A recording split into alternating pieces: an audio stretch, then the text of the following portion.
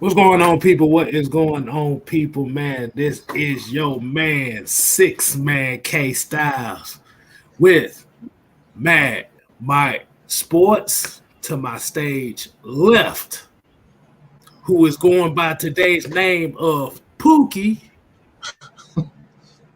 And today Yep. I'm going by the name of We Are Island Boys. I'm trying to figure out when the hell did we become Island Boys? And it had to be some trash ass rappers to be claiming us. Don't we Boy, have enough translate trash the ass rappers? word, bro. Do we have enough trash ass rappers claiming Atlanta as it is? Don't let I would these think so. motherfuckers claim I would think so. But welcome to Cooler Talk Monday. We are your Monday. We are the Monday boys for you, man. Breaking off this week the right way. How you doing, Mike? What's going on today, man?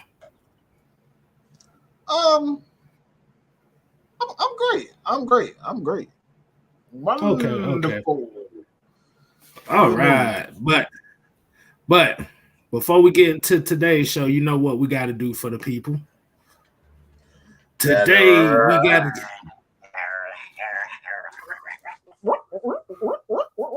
real. roll call. Sponsored by High Quality H2O. H2O. High quality H2O. We'll explain why I keep saying that at the beginning, but today's roll call is gonna come with we gotta get our roll calls to Joseph Thornton. We got Floyd Donnelly. We got Gabriel Lombro. We got Jonta Rozier. We got Noah Tendell. That's one of our player partners and family. Make sure y'all show some love to him. We got YMO F. Jamal. We got D. Coleman. We got Jerry Bowie. We got Andrew G. Todrick Davis. Asik Poe Basie. Pat Norris. Hey, we got Kerry Calamia up in here. What's going Hey! on? What's going on, Mom? Appreciate you joining us. We got Dirty Bird TY. We got Michael Walker. Not that Michael Walker. We're going to do a couple more here. We got Edward Worthen, Aunt J.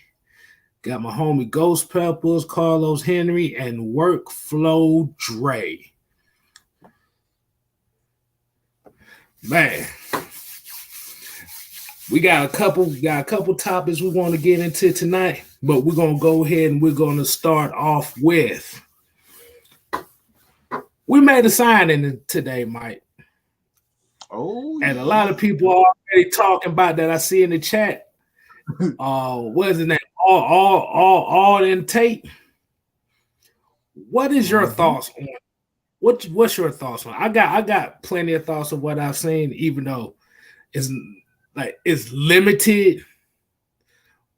But if you look at the situation he was in Cincinnati, he wasn't getting much playing time, no way. The last couple years. sounds familiar, doesn't it? Yeah, it does sound familiar. Hmm. Oh, wait a minute. Wait a minute. I just put two and two together. Oh, yeah, shit. it does. But as we know, he didn't get much playing time in Cincinnati. They got all the receiving talent over there. So he's gonna get an opportunity to come over here. Hell shit, the way that this damn roster's looking like it look like he has the potential to be the number one here. Ain't that about it? Right. That's interesting. That's interesting right there. That's interesting in the mud. But I want to get your thoughts on that, Mike. I want you to go ahead and we're gonna talk about the other thing that happened today too, and how all this is going to play into how the Falcons will attack this free agent. So, Mike, what do you think about that side? I love it. I love it. I think for me personally, I think what needs to happen is is what we're seeing. Everybody has a chance. A lot of NFL players just don't get a chance to, to truly to have a chance to play in the NFL. I think when you look at um, the game now, I think a lot of people are way too comfortable. They're way too comfortable. A lot of players just way too comfortable with their status, and they're not working hard. So when you see guys like Alden Tate being signed, I love it, and they have a legit chance at seeing significant playing time. I'm tired of seeing like at the end of the day, man. The game needs to get back to working hard. I don't think players make so much money these days. They don't really truly work hard anymore to perfect their craft. And you see a lot of guys like Alden Tate. You see guys like even now you got guys like I hate to say that because his tweeting that Alden, he think he Jesus. But Russell Gage, he have a little bit of success, and then all of a sudden he signs a contract with the Bucks, and he think he don't want a Super Bowl already. Like, man, you ain't did shit yet. You ain't did a damn thing yet, and you already think you don't want a Super Bowl. Just like his whole attitude shifted. He got what Tampa Bay, and now all of a sudden you tweeting, huh? All of a sudden you tweeting. When was that? When were you doing all that stuff with Atlanta? So I love to see a lot of these guys that you typically don't see getting the opportunity. I love it. Yeah, I mean, like I said, yeah, Hodges, that was a couple days ago. You bringing in Alden Tate. I mean, they're really trying. What it looks like is they're trying to establish the new wide receiver locker room. Like I said, you're getting guys that are different from what this team was last year, where you pretty much literally legit had nothing but third and fourth string receivers playing significant time. Now, we're not saying these guys is going to be all world beaters. They're not going to be Pro Bowlers or nothing like that.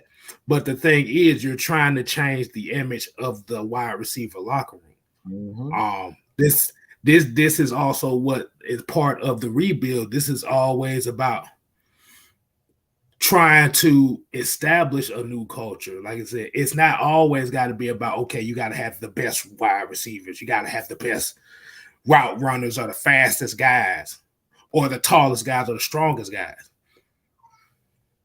And shout out to the money, Mr. Magnus, a.k.a. the public defender. Shouts out to Madness. He said, we getting straight Giants. Nets, Falcons signers is Yao Ming. Hey, shit, we're gonna get Yo, that shit, we're gonna get shit, we're gonna get Bo Bowl on this damn team. I'm telling you, Bo Bowl coming soon. We're gonna get Bo. I'm telling you, Bo Bowl and Taco Fall too. But essentially, what is happening right now is they're redefining what they want in the wide receiver. Because think about last year, you had to go through 5 games with Calvin Ridley. You had Russell Gage, Lamine Zaccheaus, Christian Blake. Yeah, Frank. Well, I wouldn't even count Frank Darby because he didn't really play enough to even be part of it. Think about that. These were legitimate third and fourth string receivers they was playing with, and these guys had no size on them whatsoever. Now look at the potential wide receiver room you got right now. You got Hodges, who goes about 6'3", 210. You got Tate, 6'5", 230. You got Cordero Patterson, 6'2", 230. So it's like Lenny, and like I said, guy, he's another guy. He's about as big as Kyle Pitts is. Like, dude is huge. right, He's huge. right. And the one thing that you notice about these guys is a lot of these guys got these big catch radiuses. They're what it is they're trying because they know Marcus Mariota is not gonna be like he's accurate, but he's not the greatest accurate quarterback. But what you want to do is you want to put it in an area for these receivers. To go, because if you look at tape, if you look at the tape on tape, that sounds like a t-shirt slogan. Look at the tape on tape. Yeah. You can see his catch radius is like he's kind of like an adjustable guy. Like, okay, if it's thrown terribly, he'll catch that bitch right there. If it's doo-doo-doo, boop, boop, boop, boop. And that's what a lot of these guys do. And like I said, they don't have a lot of the big name, but this offense ain't about big play explosion ass wide receivers. They get their big plays off the running game, and this is the type of wide receivers they go get. They need wide receivers that's going to be able to catch those slant routes, and they got a lot of them. But what about the next? What about the other signing we did today, man? Bringing back Quadri Olsen. They needed to. That doesn't surprise me at all. I thought that was probably the best signing in free agency, to be honest. Because in the running game, you want some type of consistency, and I don't want to see Cordero Patterson with those, 500 yards rushing again. Have him around 300 for the entire year. I'm cool with that. I don't want to see him with another 500 to 700 yards rushing. That's not. I would much rather see Mike Davis or Quadri Olsen with those types of numbers. I just don't want to see that. So you got a guy that's bigger. You got a guy who's built for that type of punishment, and Quadri Olsen, his body is built for punishment. He's a big guy. He likes physicality. Cordero Patterson, at the end of the day, he's a bigger wide receiver, but he's still a wide receiver. We kind of saw that towards the end of the year, where he was kind of he wore down. He just wasn't the same guy. But I love what I saw. The Falcons end up signing Quadri Olsen back. Like I said, man, I like if we can get this guy improved in the pass protection, I think he's gonna be a pleasant surprise. I really do believe that he get the necessary carries, and we kind of saw him towards the end of last year. If it wasn't for that fumble, he would have had more reps. But like I said, man, he just needs to see the field a lot more. And now we're going to get to see. He's going to get the opportunity. Now this is his time. This is his time. He won. He did great last year, but yeah, I think this is it, man. This is it for you. This is your time to shine. You need to go in the training camp, mini camp. Like honestly, I don't think anybody outside of Mike Davis is better than him in that running back room, and that's including Cordero Patterson. Cordero is not a wide receiver. He's not a running back. He is a wide receiver. All right, so let's keep it like that. I saw even last year where Cordero had opportunities to make bigger plays, but being that he doesn't have the vision of a running back, we missed a lot of plays, and that's kind of crazy. Y'all probably looking at me like, "What you mean? Yeah, like he was the best running back."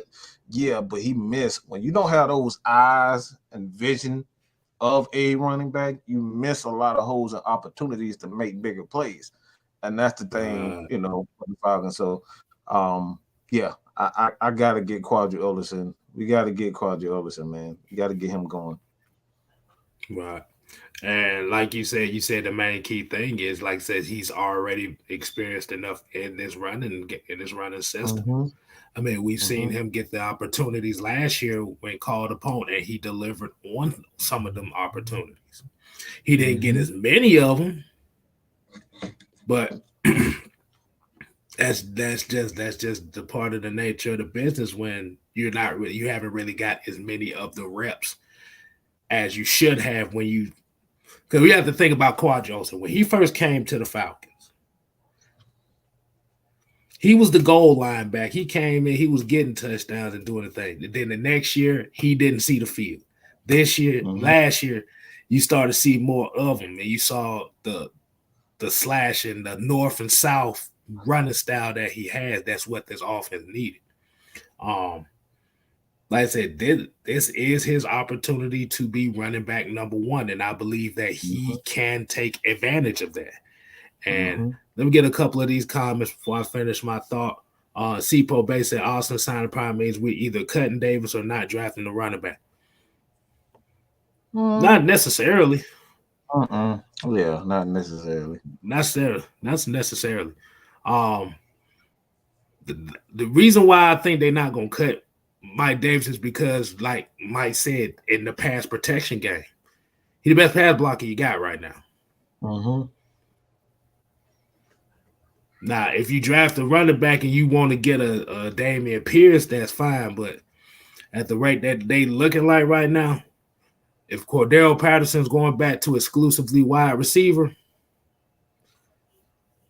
they could still draft a running back. Like I said, it's not even a guarantee that even Damian Williams will still make this team by the end of training camp. We don't know. Mike Davis could get cut before damn preseason. We all know. So you always that's the one position you always have to try at least draft somebody there. Mm-hmm. You don't have to be the best. Like I said, if you get a chance to draft the best guy, you can do that. But we have a $5 super chat. Rodney Haggery said 50 B plus players plus 3 A plus players equals a quality ass team. Mm-hmm. It ain't got to be a superstar team. It doesn't, like I said, this team does not have to be a superstar team. You want, in order to establish the new regime, you have to just put quality guys that fit into your system. I mean, look at the Detroit Pistons. Let's go back to the Detroit Pistons. I'm talking about the Rasheed Wallace and Tayshaun Prince. Those were quality players. They didn't have not one superstar on that squad. Go back to the Hawks with Joe Johnson. Joe Johnson, Paul Millsap. Yeah, those were quality players. They wasn't superstars. We didn't have not one superstar.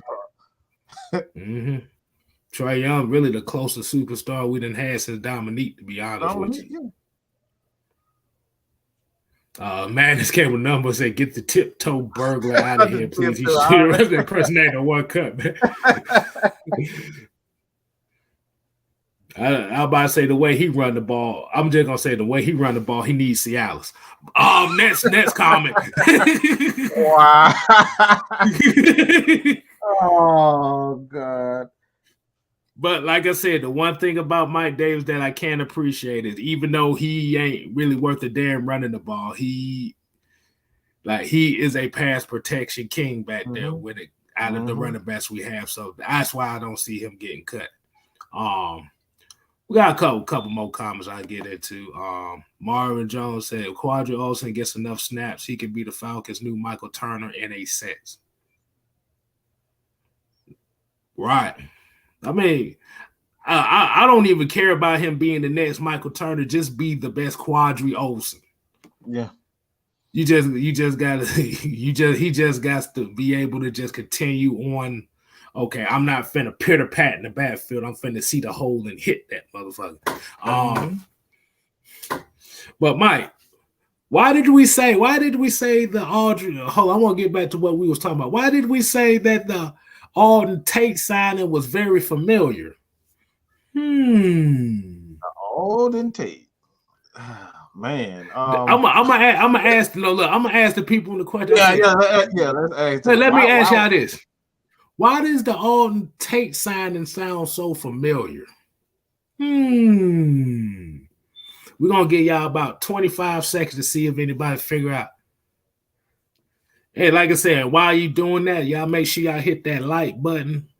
Subscribe to 6-Man K Styles on the road to 1K. I am calling it. Mad Mike Sports on the road to 7K. He's calling it. Oh yeah. Hey man, we got 136 people looking at here. We need to be at least at about 50 or 60 likes. Come on, hit that like button. That really helps us a lot. Yeah, BCJ, I said, why does this Alden Tate signing sounds familiar? Yeah. That's what I said. Why does it sound so familiar? And shouts out to everybody else continuing the show in King Kel, Live Oak, Bridget, Kelsey, she in here. Appreciate you joining. Yusuke, Dame, DiBiase. Why does it sound so? Hey, I think a lot of people have already said it. Yeah, isn't they this? Got it. They got it. Yeah. This was almost because as we remember, Muhammad Sanu in Cincinnati was an okay receiver, but he didn't get the chance.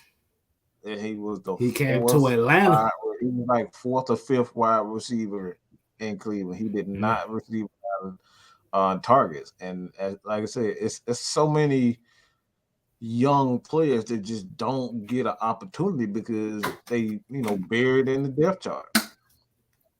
They just don't receive a lot of opportunities, and that's why, like for me, man, I love it. I love to see these guys just getting an opportunity. And you can't say these guys aren't good enough because they're not getting the opportunity. Now you're getting the opportunity to showcase what you can do. You're in the NFL for a reason. You can do something. Hold on, y'all. I had to spray something down right quick. What is it? What is it? The stank of wide receivers we had last year. I had to spray my room out right quick.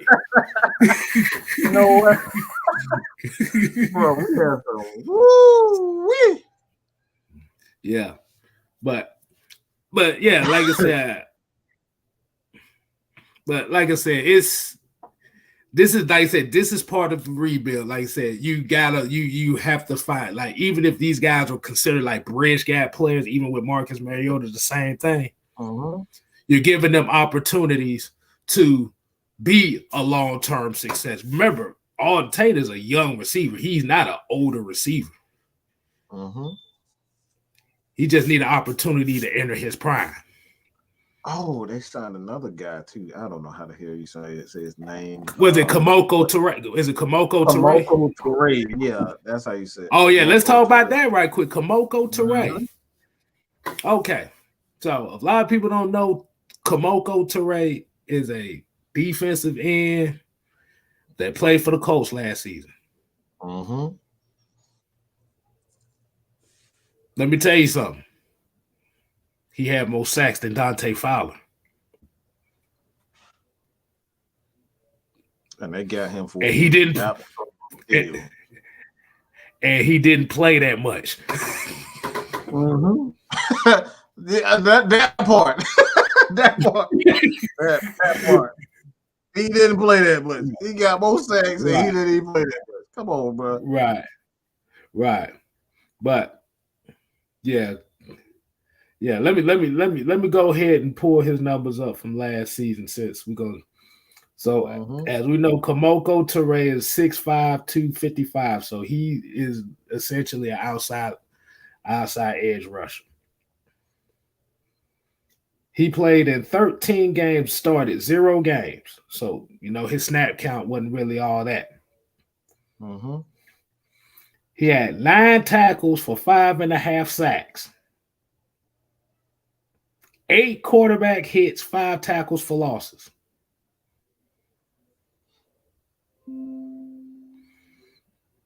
Let me read that again. 9 tackles, 5.5 sacks, 5 tackles for losses, and 8 quarterback hits.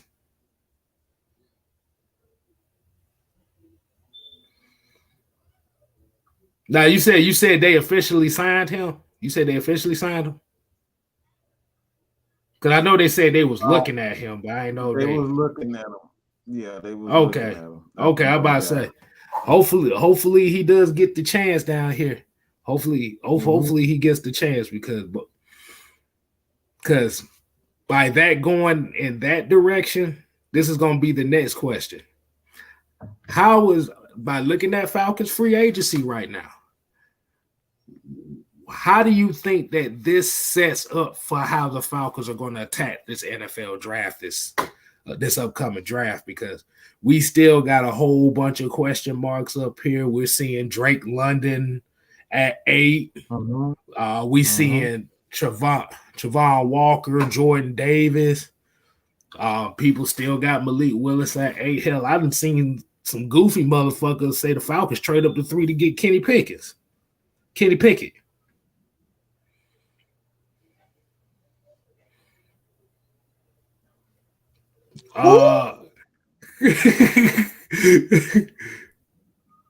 Wow. I guess.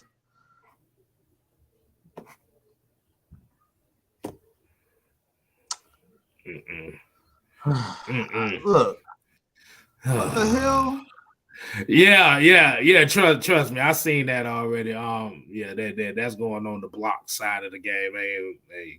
I ain't dealing with that. But yeah, bro, come on. Like I said, we got to do. Folks got to do better than that. But what do you think that the Falcons' direction is for this draft? Because there's so many different directions. Well, to you, what would be the most logical sense?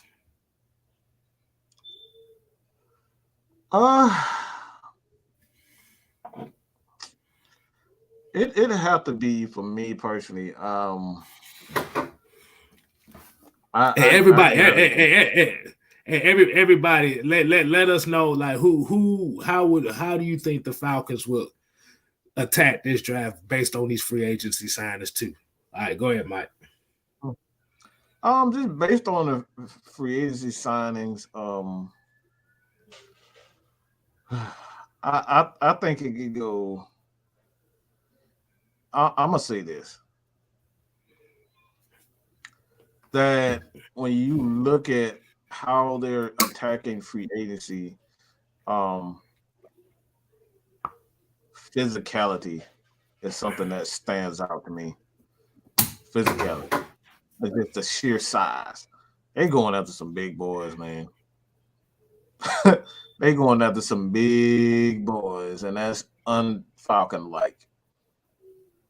That's just not typical what we've seen in the past when we talk about the Atlanta Falcons. I'm seeing them going after some big boys, and I think the smallest guy that we've brought back is what Zacchaeus. Zacchaeus is the smallest guy that I think we brought back, and I understand why he brought him back. Like he's a yeah, they brought him back because they like live. They don't have a lot of guys, from the previous regime. I think they brought him back pretty much for as far as the scheme is concerned. And I think he kind of got a idea of what he can do with Zacchaeus. So familiarity with Zacchaeus, but what I'm seeing for this team, man, and what I see and how they are attacking, they want to be physical. That's what I'm saying. Physicality is what stands out to me with what they've done in the off season. Hey, let's get some of these comments. See what everybody talk about. Floyd Donnelly here said Fat guy in the middle, Travis Jones. Yeah, definitely see that if they play that. Daz McCappell said trenches. Yeah. Keith Spencer here said build defense. Old Chicken Hauler said D line. That's a very interesting name. Appreciate you joining us, though. Dirty Bird T said Davis or the Ohio wide. Oh, okay. Hold on. I gotta say this one thing too. I gotta say this. Yeah, we talk. No. We talk about Garrett Wilson, right? Now this ain't towards you, but I've been seeing a lot of mock drafts like this about Garrett Wilson. I've seen this wide receiver before. Mike, have you seen this wide receiver before? Mm-hmm. Have you seen this wide receiver before? Unfortunately, I've Bridges said defense. Like I said, a lot of people are looking at defense and stuff. Let me ask y'all a question. Garrett Wilson, have y'all seen this guy before? Let me give you a hint.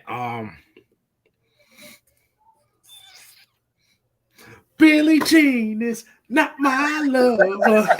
You're just a girl. In fact, I am the one. That is not my son. Moonwalking ass. Yeah, unfortunately, I've seen this before. Do y'all want another Calvin Ridley up in here, y'all? No. Like I said, I haven't seen him moonwalk back there, but I don't think they're gonna want to take a chance with a guy that seems to. And the problem with Garrett Wilson too is from what the scouting report says is he has questionable hands too. So, right. Well, what I mean by questionable hands is he tends to be ready to make the big play before the ball gets hauled in. Yeah, nah, I don't think the Falcons are looking for that. I take Drake London before I take. Hey, hold up. I gotta do a special announcement right quick. We gotta do something. I just looked at. What's up? I just looked at. Yeah, we gotta do this. People. If you have not already, please head over to 6-Man K Styles. He's 10 subscribers away from 700. So by the end of the night, please, okay, please, let's go over the 6-Man K Styles. The hell with my channel. Go to 6-Man K Style. We gotta get 10 subscribers tonight by the end of the night. Let's do that for 6-Man. All right, 700. He's 690. He's currently sitting at 690. Yeah, 691 now. All right, so we got 9 more subscribers. If you have not already subscribed to 6-Man K Style and you subscribe to Mad Mike Sports, head over to 6-Man K Style.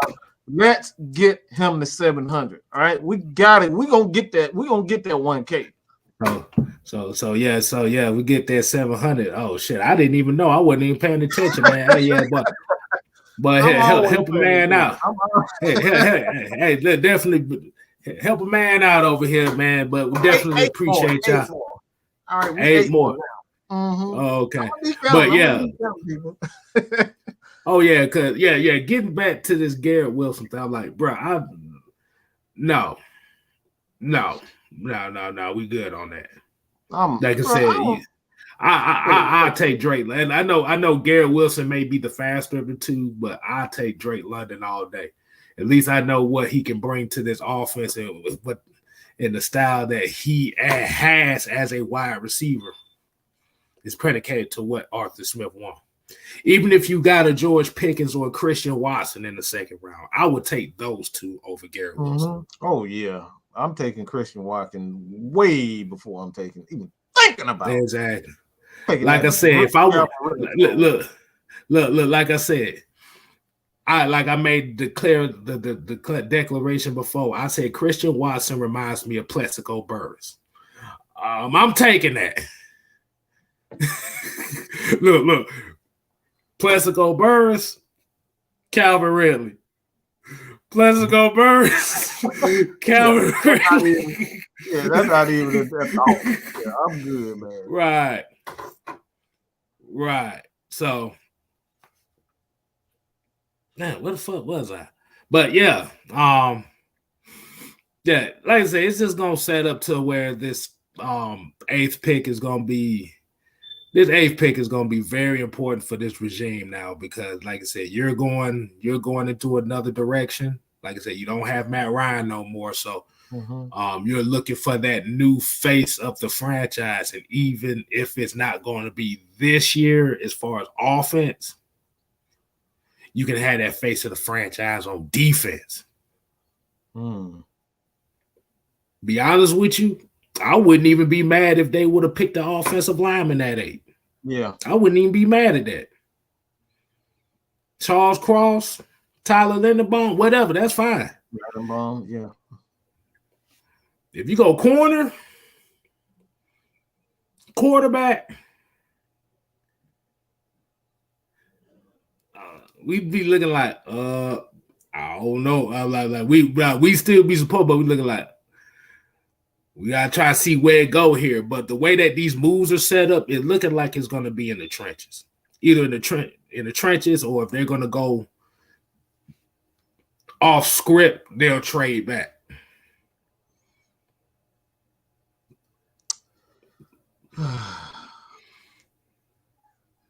And the thing about Derek Stingley though is, would you take him at 8? Nah. Like I said, I ain't taking no corner that high, bro. Like I said, if you was able to get one of those guys, if you traded back, that I could see that, but I'm not picking him. But the thing is, if I'm picking at 8, I'm not picking no corner over Jordan Davis, Travon Walker, Kevon Thibodeau. Like I said, even though I'm not really a big fan of Kevon Thibodeau's like that, I can deal with him more so than I can deal with a corner. They cannot waste this because this is the tone setter for the next year or two. And play Malik Willis. From what I'm hearing, it look like Malik Willis is rumored to go in the top 5, so I don't think the Falcons have a chance. So for all the Willis to Atlanta thing, the other teams might come up and kiss that dream goodbye.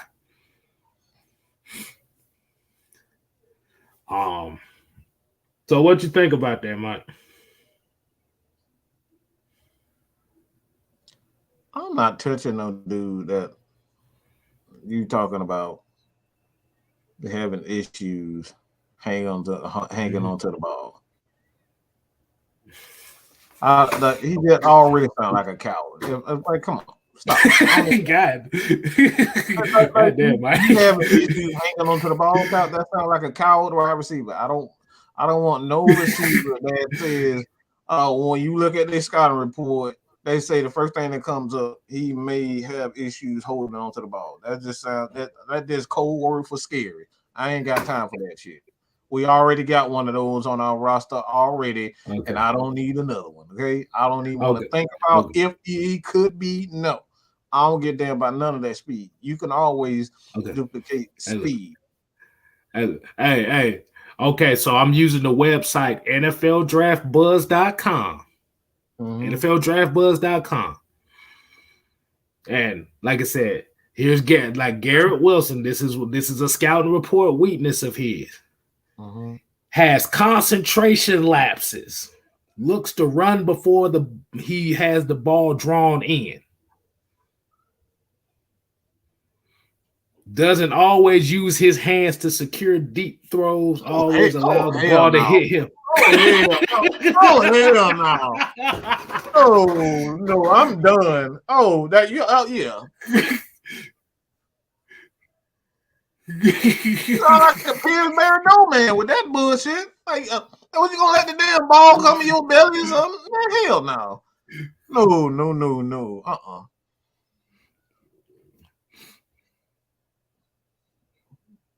Wow. That man, nah, I'm good on that.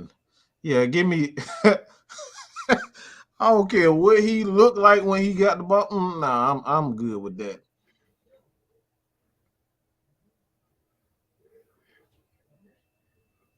So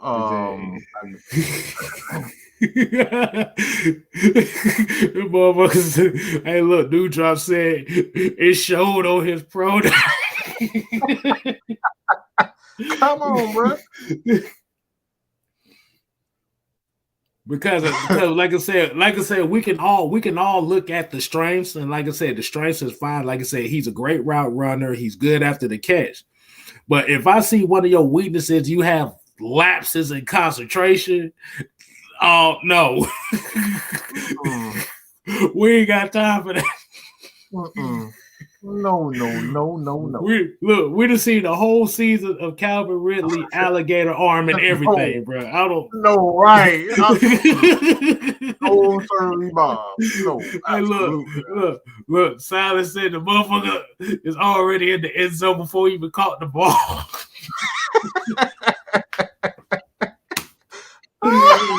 Oh shit! Damn. Damn, boy. Exactly. See, when I look at Drake London, it says comes off the snap high and right and doesn't get top speed quickly. He said plays most of his snaps from the slot. So really doesn't always use hands to secure deep throws. A lot of ball hit him in the chest too. See, but the problem is when you look at Drake London's damn weaknesses, it doesn't say lapse of concentration. Mm-hmm. Yeah. That's never good for a receiver. Lapses in concentration as a receiver. See the ball, catch the ball. Right. Hold on. Let me see. Live Oak. Hold on. Let me see. Live Oak said new NFL rule. Now the NFL is requiring teams to hire a minority or a woman as an offensive assistant in the Rooney Rule expansion. Look like there's going to be a lot of OCs that women now because they still not. We'll talk about that a little bit later. We talk about that. We talk about that probably on another show because we kind of having fun with this. We don't want to get too serious on that. Yeah. But let's find that very interesting. I mean, like I said, if whether it be a man or a woman, if she's able to do her damn job the best way she can, hey, it is what it is. Mm-hmm. But let's see. Well, I want to say everybody go ahead and start asking y'all some questions here before we get to the final topic. We want to do a little 10-minute Q&A before we get to the last thing we're going to talk about. Mm-hmm.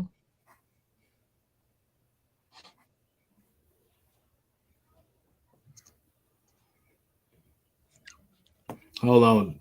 Dalen Bell, you better start looking at the player and not the report. Last year, you didn't want Parsons because of what he did in college, but look at his first year.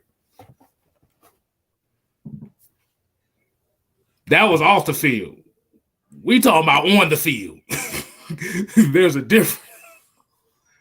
There's a difference. And I've seen it. He does have those kind of laps of he does kind of have those laps of concentration. Hold on. So let me get this right. So y'all already labor Parsons a legend, and he only played 1 year. That's what we doing now. We have to remember this is the new age. Like I said, you get 1 year. Okay. You got to remember. Even we've done it with Kyle Pitts. You're goated after 1 year. But what we've always said is you got to give players 2 to 3 years before you find out how good they really are. How good they really are. This is about consistency. You get paid for consistency. You get rewarded for consistency. Right. Yeah, hey, I'm always slow to call guys, Hall of Famers and legends before they even start. But if we looking at Michael Parsons and look at the talent around him as well, he was put in a great situation to where he could roam around and flow. Yeah. He can just all he got to do is worry about just getting out to the quarterback. He don't have to stop the run. Right. He don't have to worry about tackling people in the open field. His job is to just see quarterback, get quarterback. That's it. Yeah. That's the same thing what Von Miller had to do. Von Miller, all he had to do was see quarterback, get quarterback. Because Aaron Donald was going to do everything else. Exactly. Because you got to look at, even though DeMarcus Lawrence ain't got no damn sack numbers, but he's good against the run. Yeah. Like I said, you look at Van Der Esch, like I said, these ain't all world beaters, but these are guys that fit in what they needed to last season. And he's able to run around. Trevon Diggs, even though his season, the numbers really didn't tell about how bad of a season he really had. But when you're able to flow in that, and when we got a lot of players around you that can, let me ask you a question. You saw the lack of consistency from this defensive line the Falcons had. We've already want to run Deion Jones out of town.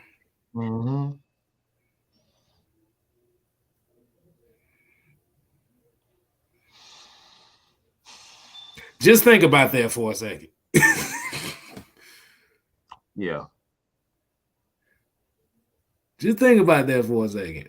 We literally had one of the worst defensive lines in all of football last year. And we trying to run Deion out. Exactly. So I get what he was saying on there. I get what he was saying. Like he's basically saying, don't judge the reports, just judge on the tape. But from what here's the problem that I say, and like I said, this doesn't really go with all wide receivers that come from Ohio State. But damn, you got a potential another first round pick playing the opposite side of him. Who's really the number one? Chris Olave could be a better receiver in the pros than Garrett Wilson. Garrett Wilson right now is the number one receiver, supposed to be the number one graded receiver in this year's draft. Chris Olave could be better than him. Remember a pair of Ohio State wide receivers back in the day, and Ted Ginn and Santonio Holmes. Ted Ginn was supposed to have been the guy that was supposed to have been the NFL's next superstar. I mean, neither one of them ended up being a damn superstar. Now, Santonio Holmes' career didn't last as long as Ted Ginn's, but we talking about as far as being a wide receiver, Santonio Holmes had the better career. Yeah. The only thing that would stop him was his injuries. Right.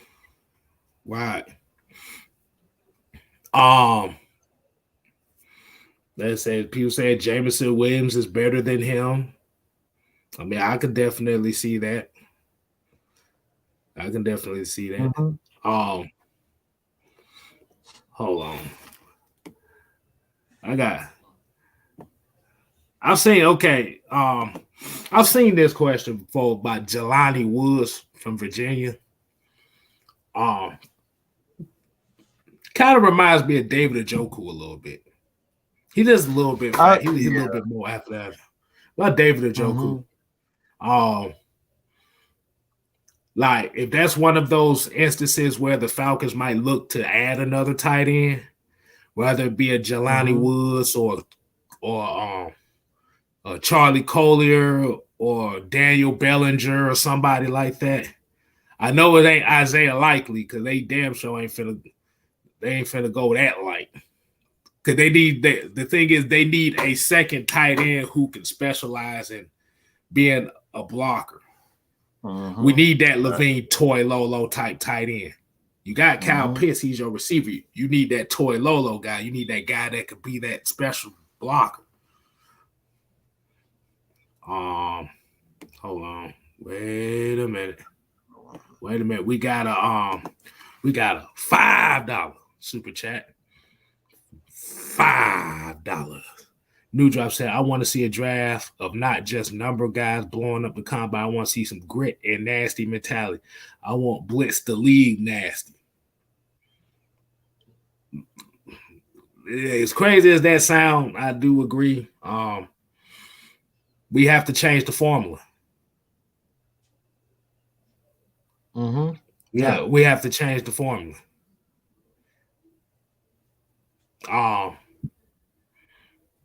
And no ifs, fans, or buts about it.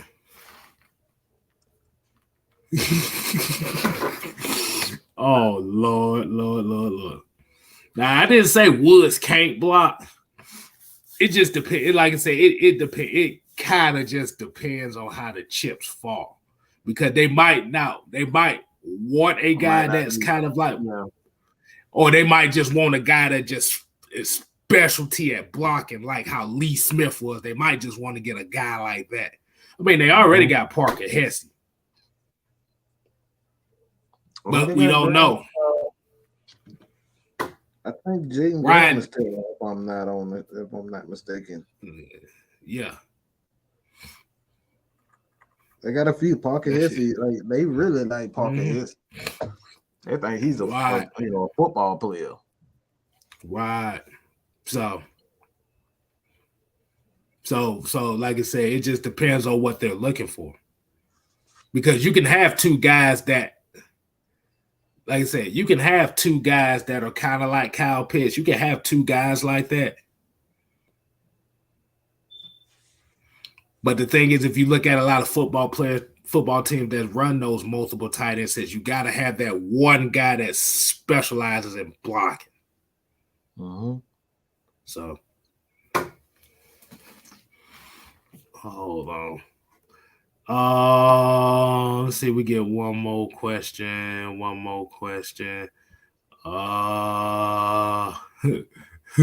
Blizzard Lou said Traylon Burke is better than Jameson. Wow. Here you go. Noah said, question, who gets more touches, Tate or Darby? That's a good question. I don't know. I mean, we don't know anything. We don't know. We don't know anything. We don't know much about this offense. This offense could be completely different from what we saw last year. Exactly. We don't know what they're thinking about. Because it, like if you're looking at a guy that they running a lot of slants and digs and stuff like that, 5-yard digs and ends and stuff, you would say Tate would probably get more touches. But we don't know how progressed Frank Darby has been as far as this system. We don't know yet. See, now if we're basing it holding them back. Right. Because if we're just basing it off this past season, you'll say Tate all day. Mm-hmm. But let's go ahead and finish the show off the right way.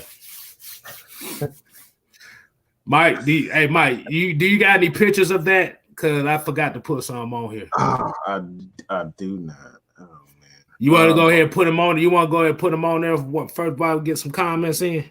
Okay. Yeah, I got you. Yeah.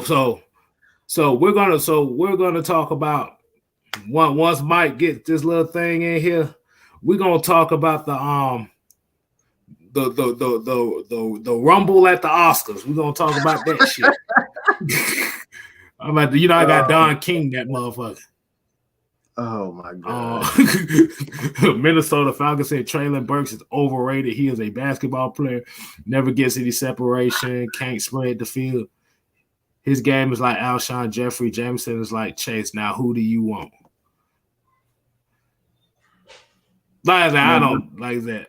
I don't agree with that. I don't agree with that at all.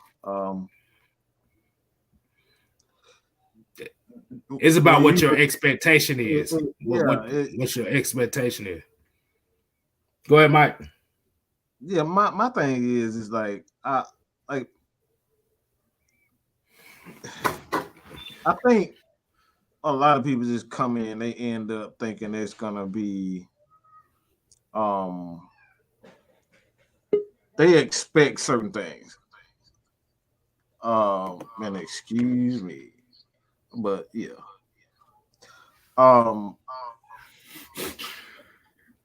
This is weird as hell. Well, let me hurry up and do this real quick. Right. I think everybody's getting ready for this part, boy, because we get our opinions on this funny ass shit, bro. I'm just saying, boy. I ain't gonna say I never seen this. I didn't see it coming. I just think that that the awkward silence made it funnier than what it really was. Nathan Floyd said, "Who's getting slapped harder this year, our defense or Chris Rock?" Oh my god! Yeah,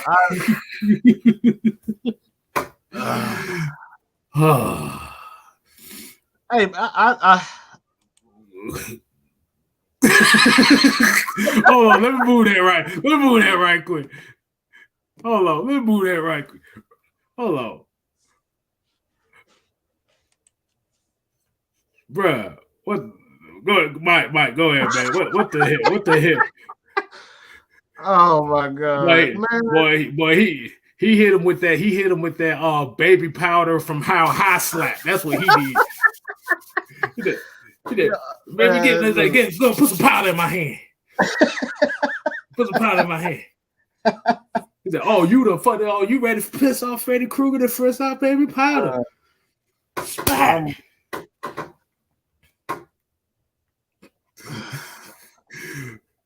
Boy, I'm about to say, boy, that was very un-Ali like by Will Smith. That was very un-Ali like. Oh my god! You go ahead and get that picture off now. Hey. That was very un-Ali like. Now, bro, I'm telling you, boy. Last time I seen somebody get slapped like that was Stephanie McMahon slapping everybody in the WWF. That's the last time I remember somebody getting slapped like that. Oh my god! I had a picture of the WWE too that I wanted, but hey, man. But I would just say like this, bro. He lucky he just got a damn slap. To be honest, that'd be real. Bro. He lucky he just got a slap. He might lie his ass. I'll keep messing with Mike Lowry. Oh man, get the fuck out of here! Look, man, I'm gonna say this. We got to stop, bro. Y'all got to stop trying to tell a man how to feel about his woman. Like, come on, bro. Like some of y'all wouldn't even let y'all girlfriend out. When they have some damn, some tight ass yoga pants on. Yeah, like y'all scared to even let her walk down the street to put the garbage can in the garbage, and y'all up there telling Will that he doing too much. Like, come on, bro. Stop. Some of y'all wouldn't even let her even watch certain videos. We're not getting the attitude, but y'all talking about Will did too much. Like, come on, bro. That's his woman, man. Look what Tay Rush said. He said, Art go slap D leg next press conference when he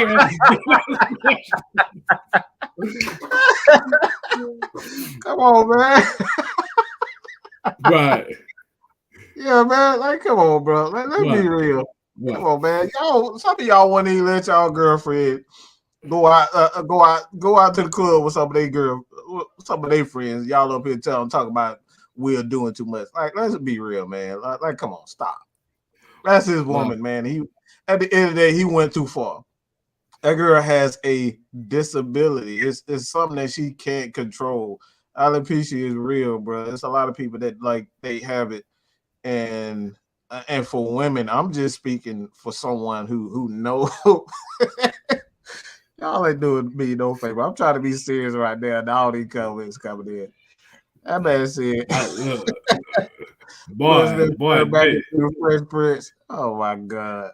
Nah, damn that. He ain't turned into the Fresh Prince, boy. That motherfucker went I Am Legend on that. He went iRobot on that motherfucker with that. iRobot, that's what he did. Here's my opinion on it. Like I said, I know the alopecia. I wouldn't consider alopecia a disability. I wouldn't really consider it that.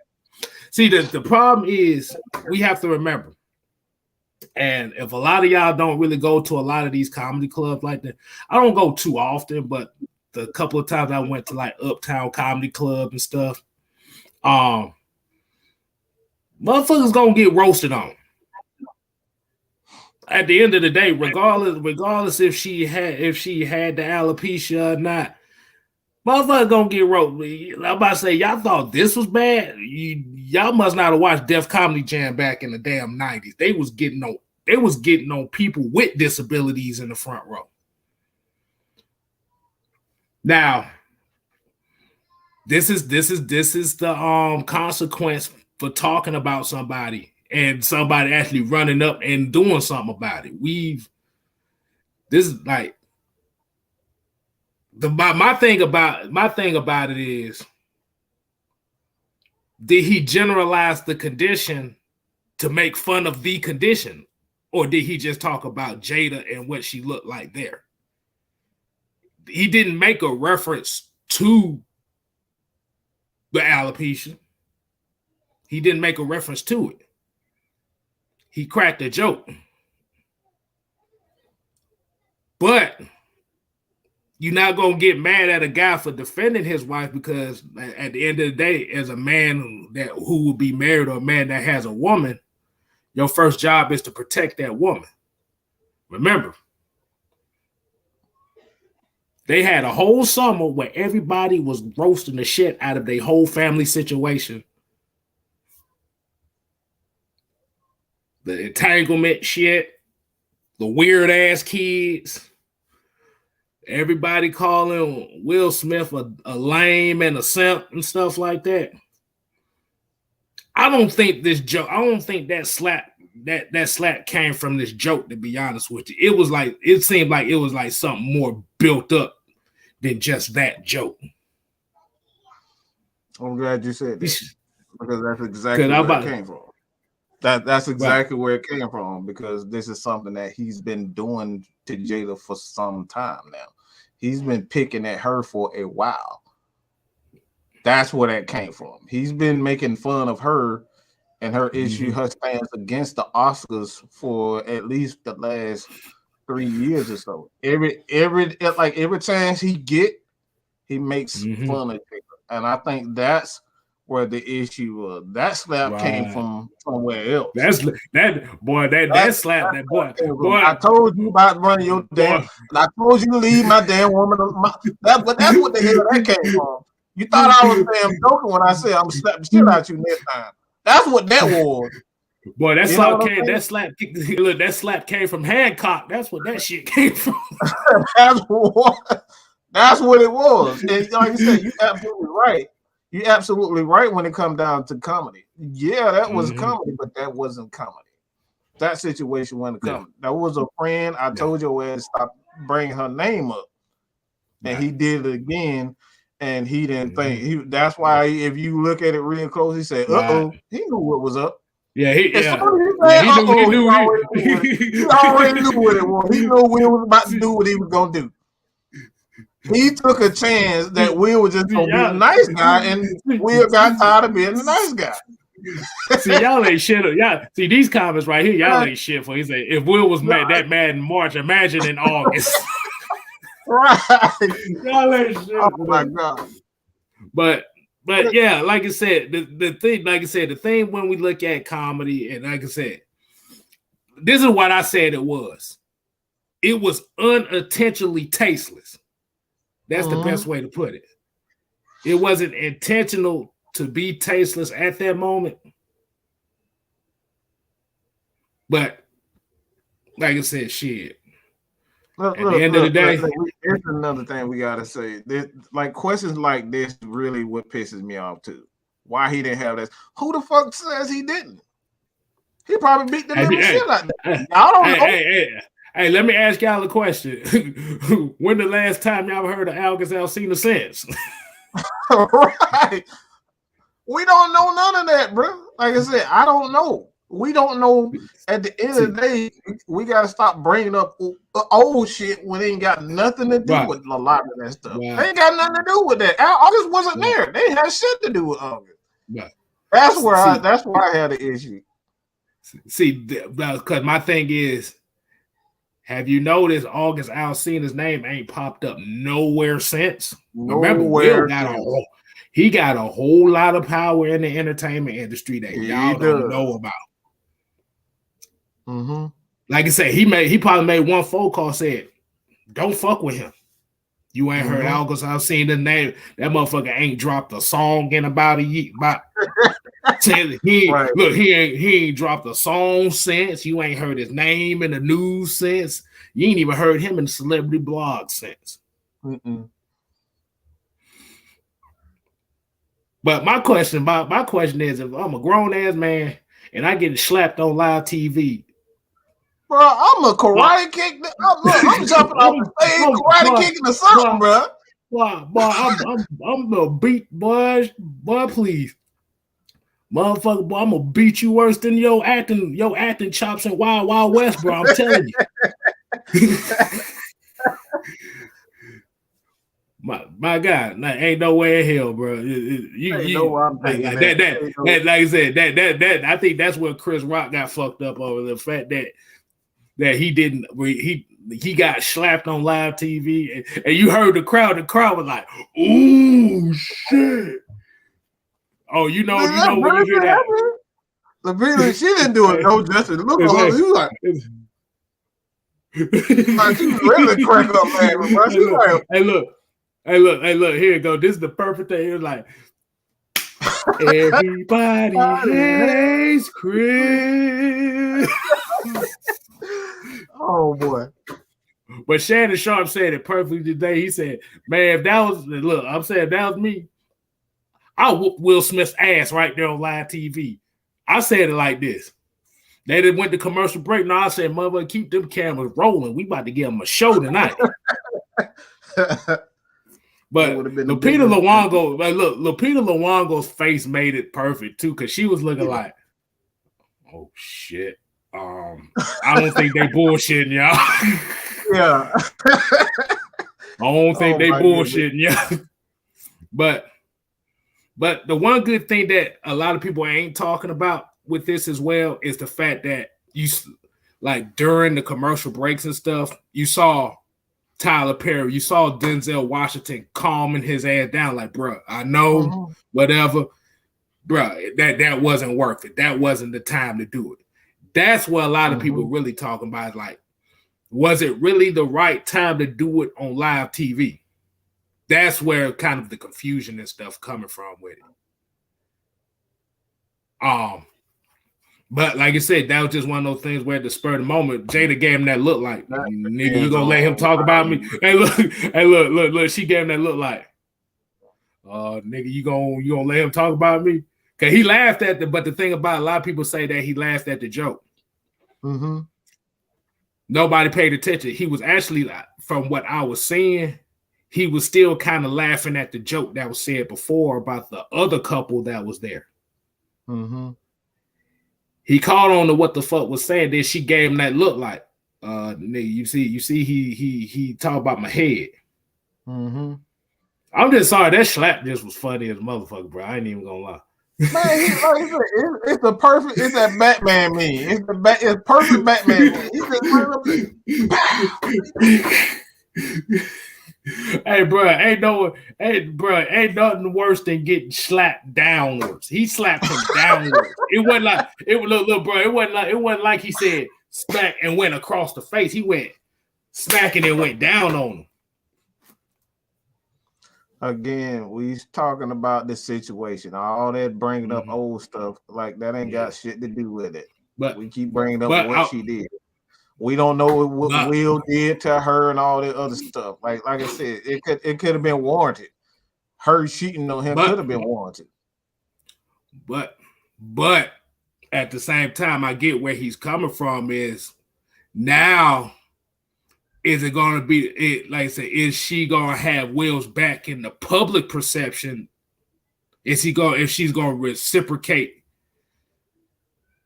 that togetherness, that, okay, I got your back type thing, like Will did for this? Is she going to reciprocate that? Because from the last couple years we've seen in the public eye, she has really not had his back on anything. So that's where a lot of those questions come from. Is like, well, he didn't have that same energy for August, or she disrespects him on a daily. I mean, so that's where it's even gonna more of a reason for me. That's even more reason to slap a bitch. I don't give a fuck who it is. Like if I'm personally, if your ass be getting picked on, you don't slap some goddamn body. Mike, you didn't have to go that far. I'm just saying, somebody getting motherfucking slapped. If I'm getting picked on, somebody getting hit. I don't give a fuck if it's her, him, somebody getting pimp slapped. Everybody gonna get waves of pimp slap. This pop, pop, pop, pop, pop, pop, pop, pop, pop, pop, pop. Hey, I gotta give a shout out to another YouTuber I saw. His name is Phil Scott. He said the slap a whole tribe.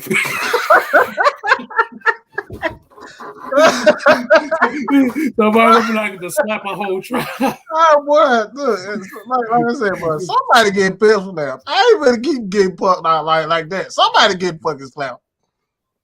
Yeah, but at the end of the day, like I said, hey, Chris ate the shit up, but that shit was awkward though. That was an awkward moment after that. Nowhere here. He ate it. But the reason why he ate it and didn't press charges was because he knew he a comedian. It was he a comedian, but he knew that's what. Remember, DC Young Fly whooped somebody's ass for getting on the damn stage. Well, that's a while back ago. Like a lot of these comedians get ran up on when they be cracking jokes on folks. We got to remember that. They're used to that type of stuff. You get you like I said, you see it all the time. Like I said, that's why I ain't trying to be no damn comedian. Everybody used to tell me, man, you need to be a comedian. I'm like, no, because I'll be getting in fights every day. I ain't worried about that. But right. But let me just say it like this. It kind of comes down to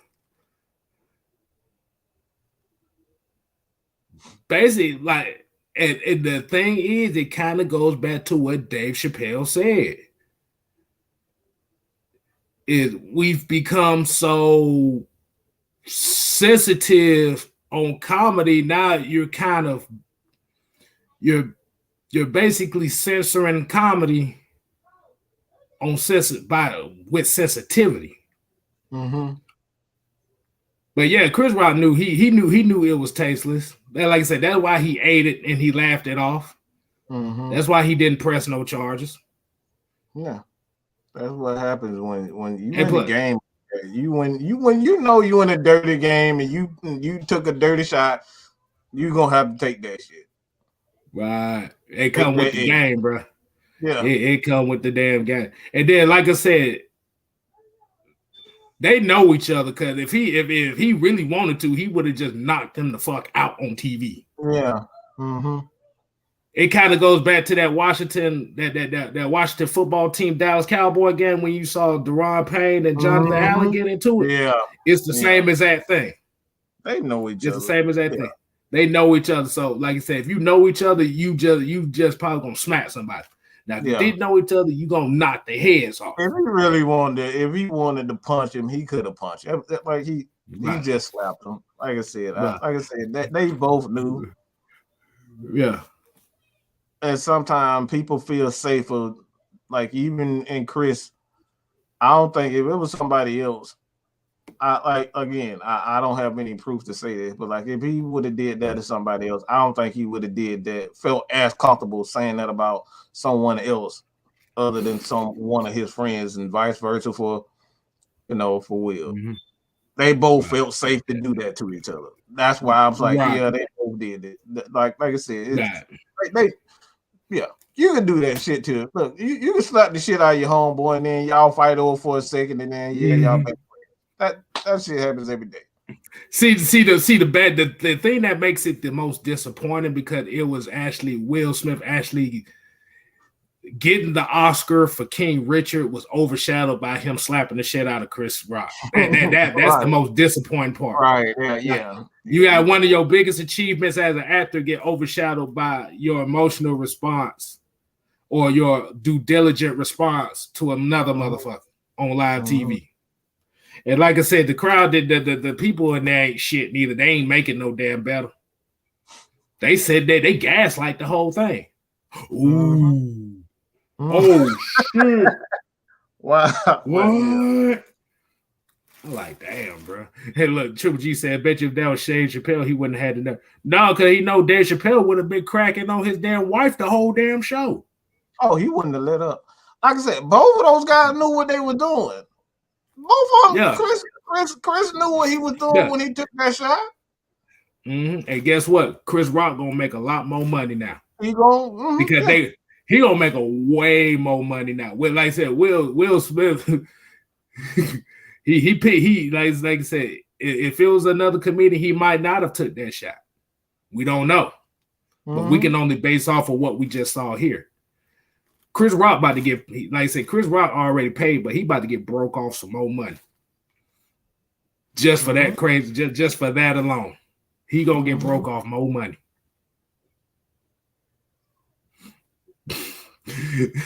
This would been perfect for a damn celebrity boxing match, though. That'd be perfect right there. Hey, look.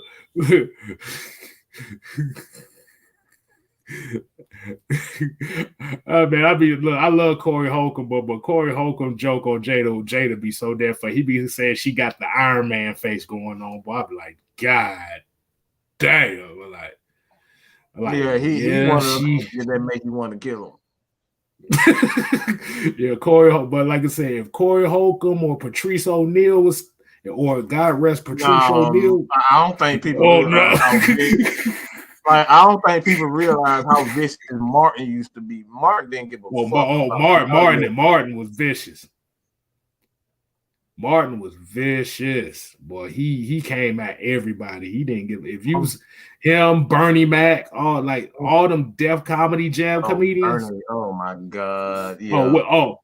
Will Smith will have to put a tampon on because they had been cracking on his damn wife the whole damn show. Yeah. Like, this got under your skin. But your wife out here looking like Goldberg. That's getting under your skin now. Mm-hmm. See, that be shit like that. But yeah, I think they said he apologized. Like I said, Will Smith apologized. Chris Rock apologized about it. Hey. Yeah, Cat Williams would have ate his ass like, Cat Williams is vicious. Don't do Cat. Cat he's gonna make 10 years worth of goddamn material. Boy, Cat Williams gonna have to be a witness protection if he did that shit to Jada. I'm telling you, boy. Yeah, Cat Williams wouldn't even win that. He would have went at Jada and he would have went at Will. Woo, boy. Yeah, talking about Robin Harris. Oh yeah, Robin Harris was notorious for it too. Mm-hmm. No, yeah. Is that yeah? So they knew what the hell they was doing. Like Chris Rock knew he was about to get his ass slapped. Will knew that Chris Rock was a little motherfucker compared to him. Mm-hmm.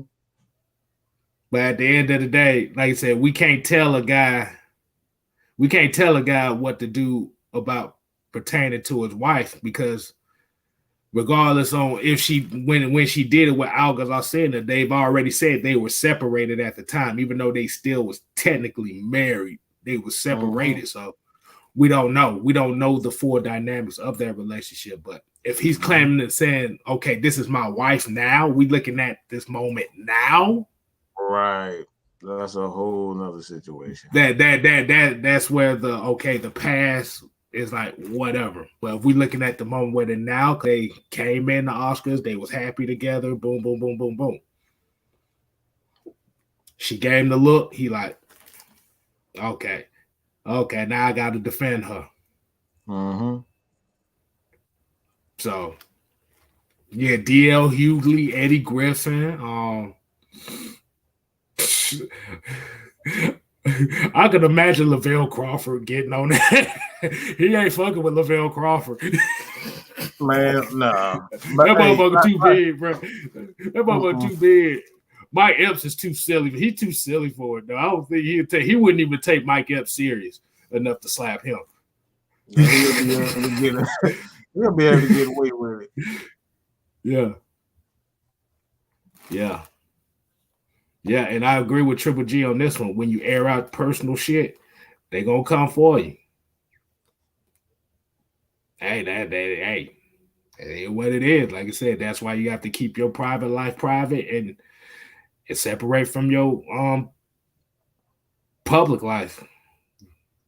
2 and 2 is up with a whole disastrous situation. So the moral of this story is you talk shit about somebody. There's always, like I said, no. The moral of this story is always a consequence to every action. Mm-hmm. Yeah. Chris Watts' consequence was getting bitch slapped on live TV. The Mac style, baby powder style, and Will Smith's consequence was you took away from your achievement, the achievement that you did for the movie. Nobody even talking about him winning the award now. You literally just bitch slapped another comedian on TV. Now but also you've given more material for a lot of these other damn comics that are way more brutal than him. You gave up your weak spot. So it's a catch-22 to all of it. But we definitely appreciate everybody, man. Like I said, I just wanted to get our thoughts on that because I know everybody's seen that as the trending topic. Everybody and their mama giving up thoughts on it. Everybody and their mama had a thought on it. But we definitely wanted to give our thoughts, but we wanted to give them in a different perspective than what a lot of people, because you got a lot of people that's like, okay, pro Will or pro Chris or pro Jada, but we want to give it to you from all sides and make your own damn decisions, because at the end of the day, everybody's entitled to their own opinion. But let's just say, I'm just going to say this one thing. Be careful what you say out here. Everybody doesn't take it the same. That's the biggest thing. That's the biggest thing. That's actually what I had to say. I was going to end with is, look, at the end of the day, people comprehend things different. They take things different. I might say, damn, K-Style, what the fuck wrong with you? He looking at me. He might be thinking, oh, you calling me retarded or something? Like, man, what are you talking about? I said, what the hell wrong with you? You know what I'm saying? Like, words like that can be taken completely different. So you got to be ready for those repercussions and explain them. Some people don't want to explain them, and it causes even a bigger issue. So these are the things, like, communication is everything. Communication is everything. And like when you in a position like Will, like Chris, especially being a comic, your joke may not be a joke to somebody else. And they might want to start trying to kill you. I've heard plenty of times where comics had the security, had to get people off from jumping on stage. Like at Cat Williams, a lot of his damn if you go to a lot of his events, man, his events be crazy. DC, like a lot of those guys, they events be crazy, but people be like trying to kill them dudes, like for real. People ain't gonna. You just saying the dirty side of comedy. You just saying the dirty side of comedy. A lot of this stuff happen a lot of times, and we don't see that. Oh, it's just a joke.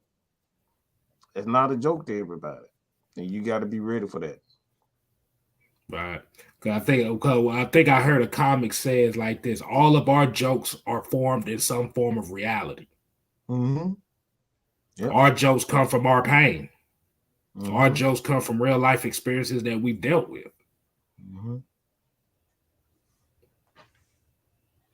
But at the end of the day,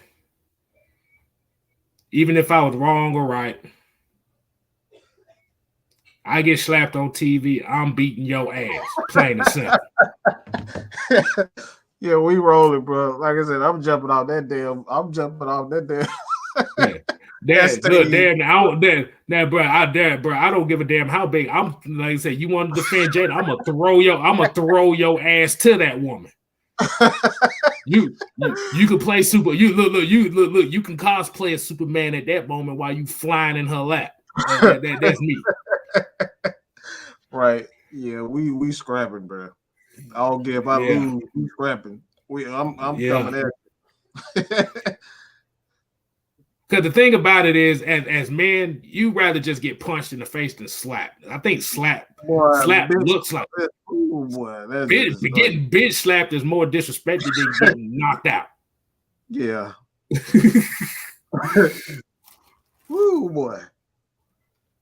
But at least we not. But like I said, at the end of the day, I think the Atlanta Falcons are considered the island boys. I think we island boys. If you follow me or Mike on Twitter, we're gonna post that shit. We're gonna post that goofy ass shit. Y'all need to follow us on Twitter, man. We be retweeting and have some of the crazy stuff, bro. Exactly. Follow us on Twitter. I see that video. I look like we got Sideshow Bob as a fan of the Falcons now. I'm like, really? How the hell y'all even find this? Like, damn, why the hell y'all choose us at all the teams? Out of all 30 teams, you choose us. What the hell? Because Marcus Mariota is from the island. Well, because Marcus Mariota from the island, so we now island boys. The Falcons is island. Oh my god! I was like, man, I look. I'm about to say I got locks in my head. I'm looking like, man, should I cut these shits off? Because that shit sounds stupid as hell, bro. Oh my god! But we're gonna get y'all back y'all nights, man. Like I said, y'all continue to support us, 6-Man, K Styles, Mad Mike Sports. Also, y'all go over to Atlanta Falcon Nation as well. Y'all go ahead and support. Go ahead and support over there as well. Hey man, like I said, it's all fun. It's all fun. Look. And Look. Blizzard Lou said it's all fun and games. I'm glad no one got hurt. Hold on. Here you go. Here's the other one. Remember, said Island Boys almost threw my Falcon hoodie in the trash. Me too. Yes. I think they consider themselves Falcon fans now because Marcus Mariota is the quarterback for our team now. I'm like, bro, you don't get this bullshit up out of here. Yeah, I was like, yeah. But before we leave, I got one question. I got one question for everybody. This is the last 2 minutes. We got 2 more minutes. I got one question for everybody. And I saw it in one of these mock drafts. How the hell do you think this Falcon fan base will feel if the Falcons ended up picking Kenny Pickett with the 8th overall pick?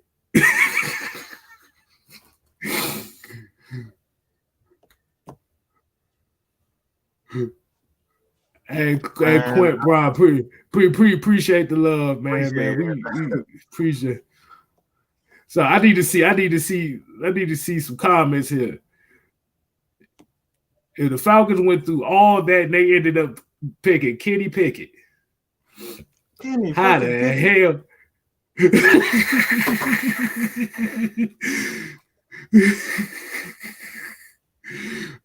I will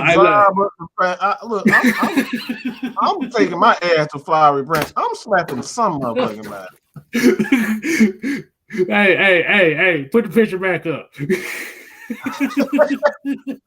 I'm slapping some goddamn man, okay? Somebody getting damn fat. Look. Hey, look, I'm mad I ain't got the picture though. Because the picture they had this exact picture, but they said they had the video that said the Atlanta Falcons with 8th overall pick select Kenny, and then he slapped the shit out. I'm clapping Terry Fontenot on site, bro. I'm gonna shit on their front office, bro. That's what I'm gonna do. I'm gonna take a dump on their front door. Damn. Oh my god. It's definitely gonna be a viral, boy. This whole damn city gonna go fucking crazy. But let's hope that doesn't happen. It's not going to happen. It is not going to happen. I'm claiming it will not happen. Because they spent way too much time at Cincinnati, and that, like I said, even if that's a quarterback thing they want, they spent too much time in Cincinnati. They put too many people in Cincinnati. I don't think Kenny Pickett's in the goddamn radar. But until next time, we ain't here to play. We here to stay. You ain't got to go home. Oh, no. But you got to get the hell out of here. Deuces. Give me my defense at 8, motherfucker. They better, goddamn. If I make y'all as some island boys. And Island boy, we gonna ship y'all asses to Jekyll Island. That's what we gonna do.